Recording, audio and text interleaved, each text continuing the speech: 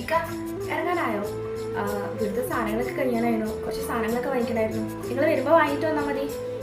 എടോ ഇന്ന് ഞാൻ ചിലപ്പോൾ വരാൻ നല്ല ലേറ്റ് ആവും. അത്യാവശ്യമാണെന്നുണ്ടെങ്കിലേ ഞാൻ ഇവിടെ പൈസ തന്നിട്ട് പോകും. ശരി, എന്നാൽ ഞാൻ വാങ്ങിച്ചോളാം.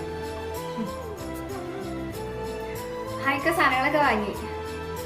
അത്യാവശ്യം എല്ലാ സാധനങ്ങളും വാങ്ങിക്കണമായിരുന്നു. അരി, പഞ്ചസാര, കടല, പരിപ്പ്, എണ്ണ. വീട്ടിലെ സമയത്ത് കുറച്ച് പച്ചക്കറി ഫ്രൂട്ട്സ് ഒക്കെ വാങ്ങിച്ചു.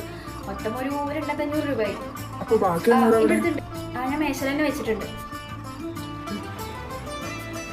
എടോ നമുക്ക് രാത്രി ഫുഡ് പുറത്തുനിന്ന് ഓർഡർ ചെയ്താലോ? എനിക്കൊന്നും വേണ്ട, ഇവിടെ ഉച്ചയ്ക്ക് വെച്ച ഭക്ഷണം ഉണ്ടല്ലോ, എനിക്കത് മതി. അല്ലടോ, കഴിഞ്ഞ ആഴ്ച എൻ്റെ വീട്ടിൽ പോയപ്പോൾ എൻ്റെ കാക്കു പറയാണ്ടായിരുന്നല്ലോ കല്യാണത്തിന് മുന്നേ നമുക്ക് ഭയങ്കര ചിലവായിരുന്നു. ഇപ്പോൾ നോക്കിയാലും പുറത്തുനിന്ന് ഫുഡ് കഴിക്കാൻ പോക്കും പിന്നെ ഡ്രസ്സും മേക്കപ്പ് സാധനങ്ങളൊക്കെ ഓർഡർ ചെയ്യലൊക്കെ ആയിരിക്കും. അത് പിന്നെ ഇപ്പാൻ്റെ പൈസയും ഭർത്താവിൻ്റെ പൈസയും തമ്മിൽ നല്ല വ്യത്യാസമുണ്ട്. എന്താണെന്ന് വെച്ചാൽ ഭർത്താവ് തരുന്ന പൈസക്കൊക്കെ കണക്കുണ്ടാവും, പക്ഷേ ഇപ്പാര് തരുന്ന പൈസക്കൊന്നും ഒരു കണക്ക് വെക്കാറില്ല.